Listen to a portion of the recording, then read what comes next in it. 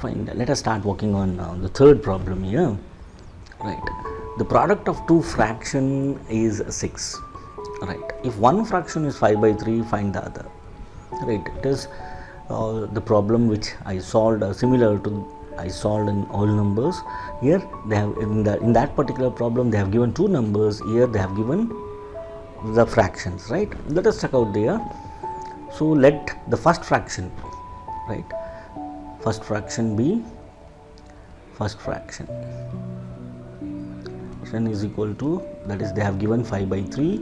The second one we don't know, so that's what I'll consider it as x. Now they have given the product of these two fractions, that is x into 5 by 3 is going to be, the product of these two fractions is going to be 6.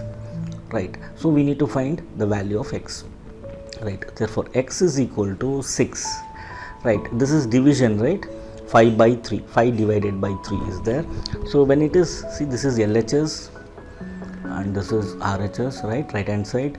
When you transfer the division, so automatically what happens, this is also in numerator, denominator. When you transfer, that is going to be in the numerator, that is 6 into 3. This will comes to the denominator, this is the numerator, and it will comes to the denominator, that is 5. Now answer is 6 3s are 18 and as well as 5. So the other fraction is 18 by 5. Right, option C is the right one. Now let us check out once again. Right, 5 divided by 3, the first fraction, and second fraction is 18 by 5. Now if you simplify, so 5 denominator and numerator will be cancelled, 3 1s are 3 6 are, we will get the answer 6. Right, that's what 18 by 5 is the answer. Option C is the right one.